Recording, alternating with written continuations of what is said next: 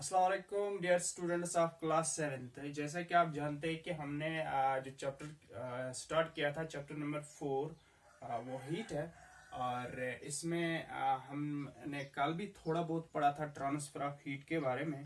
और आज हम जो पढ़ने जा रहे हैं, तफसील से पढ़ने जा रहे हैं कि सॉलिड्स में किस तरह से हीट ट्रांसफर होती है, लिक्विड्स में किस तरह होती है और गैसेस में किस तरह होती।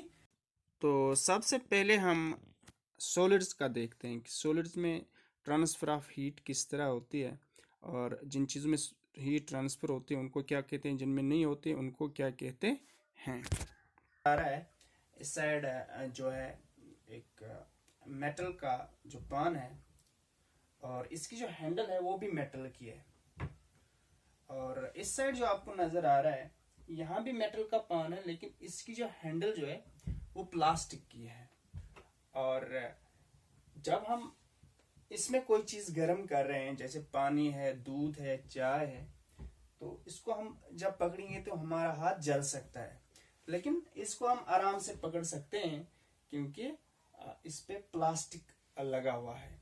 वो क्या वजह है, इससे हमारा हाथ क्यों जल रहा है, इससे क्यों नहीं जल रहा है। इस बेस पे जो सॉलिड मटेरियल्स हैं उनको दो टाइप्स में जो है हम पढ़ते हैं। एक होते हैं वो जिनमें हीट ट्रांसफ़र होती है, जैसे मेटल आपको नज़र आता है, इसमें हीट ट्रांसफ़र होती है।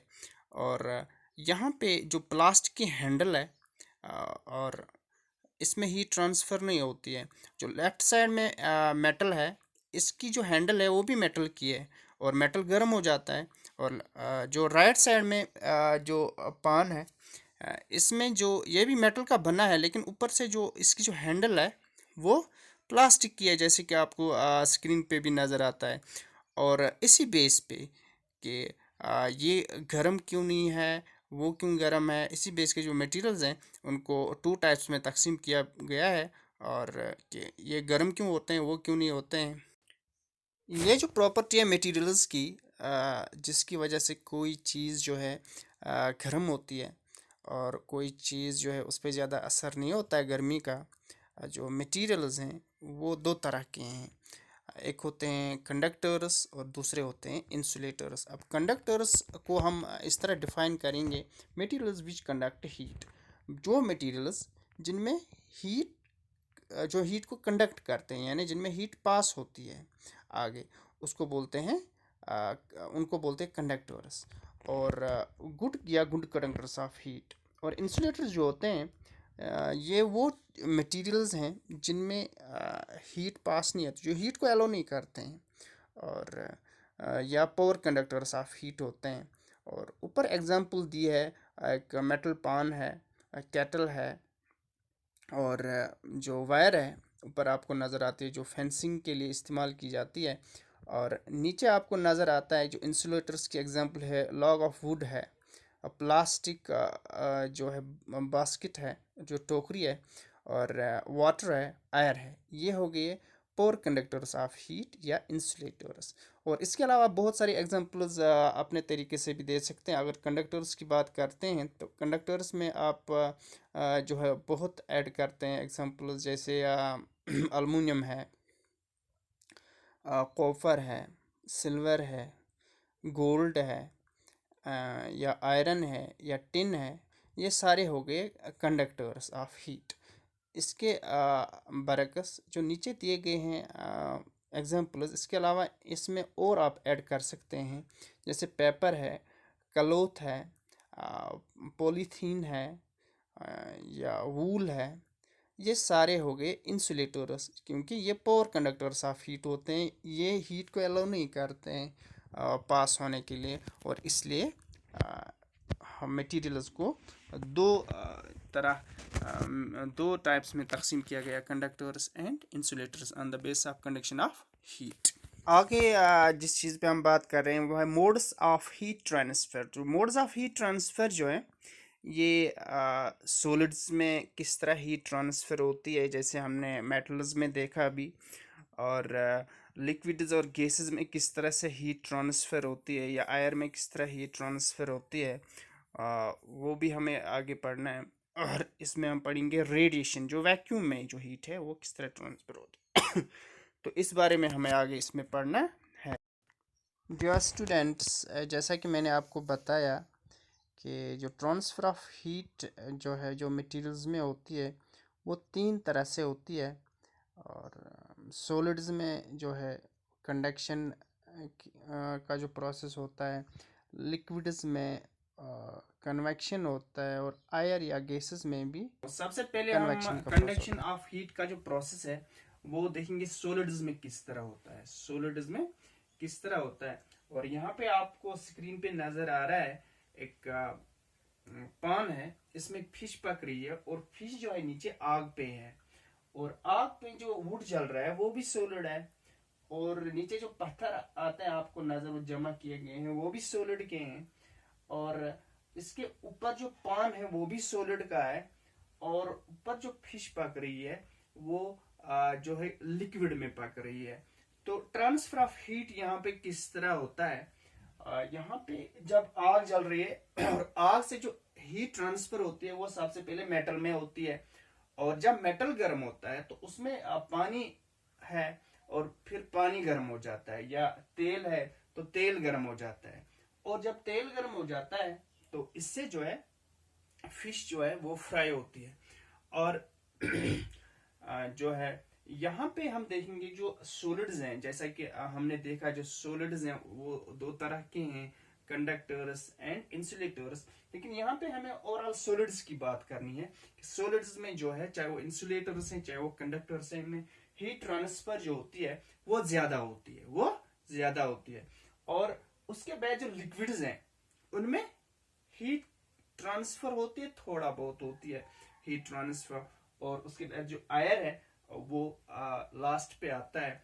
जो कंडक्शन ऑफ हीट की बात करते हैं तो सबसे पहले सॉलिड्स आते हैं, इनमें ट्रांसफर ऑफ हीट ज्यादा होती है, फिर लिक्विड्स आते हैं और फिर गैसेस आते हैं। तो पहले एग्जांपल में हमने देखा कि conduction of heat in solids किस तरह होता है, किस तरह सॉलिड्स हीट को कंडक्ट करते हैं। और अब हम दूसरे एग्जांपल में देखते हैं कि किस तरह होती है हीट ट्रांसफर। और यहाँ पे मैं आपको सेकंड एग्जांपल देना चाहूंगा ट्रांसफर ऑफ हीट की इनटू सॉलिड्स। यहाँ पे आप स्क्रीन पे देख सकते हैं, एक साइड से जो है एक सबस्टेंस ए है और दूसरी साइड से सबस्टेंस बी है, और बीच में जो है आयरन रॉड है। और आयरन रॉड जैसा कि आप जानते हैं आयरन जो अभी भी हमने डिस्कस किया वो मेटल है, और इसमें जो ट्रांसफर होती है हीट की वो बहुत तेजी से होती है। और यहाँ पे सबस्टेंस ए है, और इसमें जो है जो सबस्टेंस ए है इसमें इसके पास सपोज आग जल रही है और ये एक मेटल है, और जिसके अंदर जो आयरन रॉड है वो फिक्स की गई है, और यहाँ पे सबस्टेंस बी है और यहाँ से इसमें आयरन रॉड फिक्स की गई है। अब सबस्टेंस ए जो है वो गर्म हो रहा है। सपोज इस सबस्टेंस ए के पास हमने आग जलाई है, और जब वो गर्म हो रहा है तो इसका जो टेम्परेचर है वो सबसे पहले बढ़ जाता है, इसका टेम्परेचर सबसे पहले बढ़ जाता है। तो उस वक्त हम कह सकते हैं कि temperature of substance A is greater than temperature of substance B.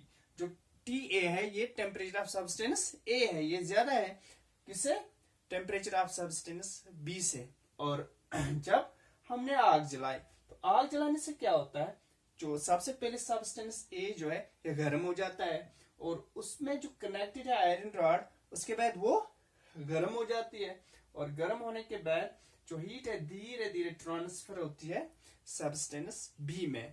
और फिर जो है ये तब तक चलता रहता है जब तक टेम्परेचर में डिफरेंस होता है, और एक स्टेज आता है कि जो सब्सटेंस ए है उसका टेम्परेचर और सब्सटेंस बी का टेम्परेचर ये बराबर हो जाता है।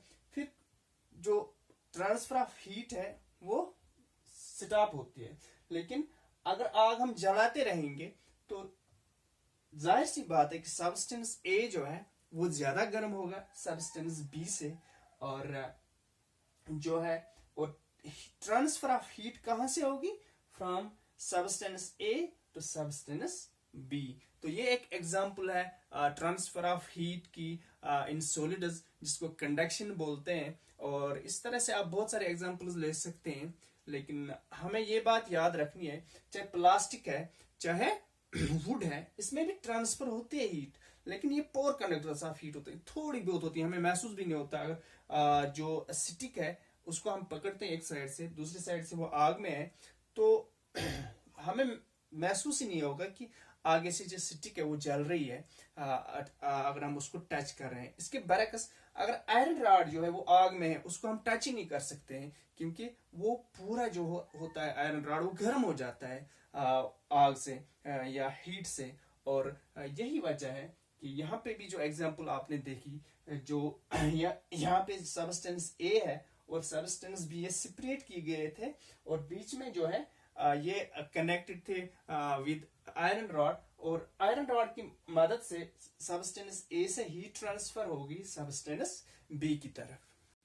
यहाँ पे transfer of heat in solids की एक और एग्जांपल हम देंगे, और यहाँ पे इस बार मेटल्स नहीं है, यहाँ पे जो रूफ ऑफ हाउस है, हाउस की जो छत है वो जो है वो कंक्रीट की है। और आमतौर पर हमारे कश्मीर में जो है वो मेटल के जो टिन के जो छत होते हैं, लेकिन बाहर जो है वो कंक्रीट के छत होते हैं। तो इनमें हीट पास किस तरह होती है समर में, वो देखते हैं। हाउस नज़र आता है, मकान नज़र आता है, तो समर में क्या होता है, जो इसकी जो छत आपको नज़र आती है हाउस की, ये कंक्रीट में बनाई है। तो समर में जब सनलाइट की जो हीट होती है, जो हीट लाइट रेज होते हैं, उनमें बहुत हीट होती है, तो हीट के दौरान जो है क्या होता है, टेम्परेचर हाई हो जाता है, और जो ये रूफ है, छत है इसका, ये बहुत जो है गर्म होता है। और ये कंक्रीट का बना है, मेटल का तो नहीं बना है। एक होते हैं जो हमारे कश्मीर में मेटल के जो रूफ्स होते हैं, जो छत होती है वो टीन की होती है, लेकिन यहाँ पे जो है ये कंक्रीट की है। और कंक्रीट जब ऊपर से गर्म होता है तो पूरा हाउस जो है वो सीमेंट का बना हुआ है, तो वो भी गर्म हो जाता है, तो बहुत गर्मी महसूस होती है। और ये एक और एग्जांपल है transfer of heat in solids. और यहाँ पे मेटल्स नहीं है, यहाँ पे मेटल्स नहीं है, यहाँ तो पोर कंडक्टर ऑफ हीट अगर हम सीमेंट को कहते हैं तो। लेकिन यहाँ पे भी जो है गर्मियों के मौसम में छत से जो है हीट ट्रांसफर होती है। जो रूम्स के वाल होते हैं या मकान के इर्द गिर्द जो वाल होते हैं वो भी गर्म हो जाते हैं।